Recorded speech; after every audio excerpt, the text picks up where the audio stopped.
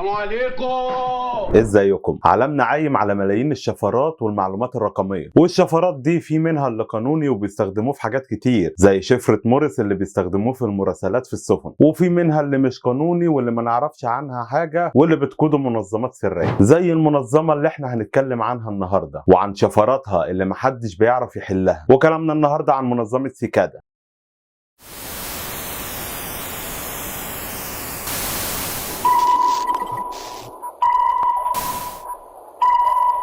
رضانا النهارده وصلنا ل 4 يناير 2012 لما اتنشر اول لغز برمجه من منظمه سريه اسمها سيكادا 3301، وفضل مفتوح لمده شهر تقريبا لحد ما الناس نسيته، لحد ما وصلنا بعدها بسنه يعني يوم 4 يناير 2013 لما نزل لغز جديد والناس برضه ما عرفتش تحله، وبعدها بسنه نزلت الجوله الثالثه من اللغز الجديد 4 يناير 2014، وفي 2015 ريحوا ونزل بعدها في 2016 لغز جديد. طب ما عادي ممكن حد يكون بيلعب وبيعمل الالغاز دي وبينزلها عشان يتسلى مش اكتر. لا ثواني، يعني لو حد بيلعب وبيتسلى انا هضيع وقتك ليه واقعد احكي لك القصه دي؟ ها رد عليا. المهم خليني اقول لك ايه هي الالغاز دي وايه المميز فيها. في الاول خليني اقول لك ان الالغاز دي ممكن نصحى الصبح كده نلاقيها ملزوقه على اي عمود نور في الشارع، او ممكن تاني يوم تلاقيها في التلفزيونات، او ممكن في تويتر، او حتى ممكن اعلان في الراديو، يعني ملهاش شكل معين منتظم بتتنشر بيه. ده غير ميعادها طبعا اللي ملتزمين بيه 4 يناير من كل سنه. وخليني اقول لك الالغاز دي عباره عن ايه، وبالمناسبه دي الحاجه اللي بتميزها. الالغاز دي عباره عن الغاز برمجه بتعتمد بشكل كبير على تامين البيانات والتشفير، والاسطوره بتقول ان اللي بيحل الالغاز دي وبيفوز فيها المنظمه بتتصل بيه وبتحاول تضمه ليها. يعني ببساطه الالغاز دي هدفها انهم يضموا اذكى ناس في العالم. طب قشطه، يعني الواحد يركز كده ويبقى مبرمج مفيش منه اتنين عشان ينضم للمنظمه دي؟ باشا ثواني بس، دي منظمه سريه وغامضه وعامله الغاز عشان تختار منهم ناس. تفتكر يعني هتاخد المبرمج المحترف بس؟ لا طبعا، لان الفكره هنا مش لازم انك تبقى مبرمج محترف بس، ده انت لازم تكون متابع كويس جدا وذكي ولماح. يعني الالغاز دي بتربط بين الكتب والاغاني والمسرحيات والاحداث التاريخيه والاشعار واللوح المرسومه والبرمجه. طبعا زمانك بتسال نفسك ازاي قدروا يجمعوا كل ده في لغز واحد، صح؟ لا ما تبصليش، يعني عباقره الكوكب كله ما عرفوش وانا اللي هعرف؟ انا جاي بعرض عليك الموضوع. واللي خلى الموضوع مميز اكتر وغامض اكتر ان الشفرات دي ظهرت في كذا بلد ملهاش علاقه ببعض، وده اللي خلى جنسيه المنظمه دي مجهوله لحد النهارده. يعني ظهروا في امريكا وروسيا واستراليا واسبانيا واليابان وفرنسا وكوريا الجنوبيه وبولندا والمكسيك واندونيسيا. وبعدين ممكن الالغاز دي تظهر في نفس اليوم، يعني قبل كده ظهرت في اندونيسيا وروسيا واليابان وامريكا في نفس اليوم، وساعات بتظهر في دول مختلفه في اوقات مختلفه. والمهم ان مفيش حل رسمي للالغاز دي، ومفيش حكومه طلعت او حد طلع قال الحل اهو اتفضلوا انا حليته. وده اللي خلى واشنطن بوست تقول ان ده واحد من اعظم 5 الغاز اتنشرت في التاريخ الانترنت. وطبعا كعاده الناس قعدوا يدوروا على تفسيرات للالغاز دي وايه اللي ممكن يكون سببها. يعني في ناس قالت ان دي اختبارات ناسا بتعملها عشان تعين اذكى اهل الارض، وناس تانية قالت لا دي مخابرات لندن هي اللي بتعمل الاختبارات دي، وناس غيرهم قالت لا دي CIA. المهم ان مفيش حل للالغاز دي رسمي لحد النهارده، بس كان في شخص طلع في 2012 كده وقال انه قدر يحل اللغز، وانه يعرف مجموعه من المبرمجين حول العالم قدروا برضه يحلوا اللغز ده، وان المنظمه السريه تواصلت معاهم بالفعل، وانها سالتهم عن مدى دعمهم لحريه المعلومات وعن مدى رفضهم للمراقبه عليهم. وطبعا محدش قدر يتاكد الكلام ده حقيقي ولا لا، بس الناس قالوا ان الكلام ده لو حقيقي فدول مجموعه من المبرمجين عايزين يحموا الناس من بياناتهم المكشوفه، وانهم عايزين يحققوا تطور كبير جدا في علم التشفير، وانهم عايزين يمنعوا الحكومات من الوصول لبياناتك والمراقبه. والناس دي فضلوا يلعبوا اللعبه دي من 2012 لحد ابريل 2017 من غير ما يزهقوا ومن غير ما حد يعرف يحل اللغز. الناس دي عباقره ومعاهم فلوس كتير، والغازهم واضح انها صعبه جدا وما بتتحلش، فتخيلوا ايه اللي ممكن يعملوه.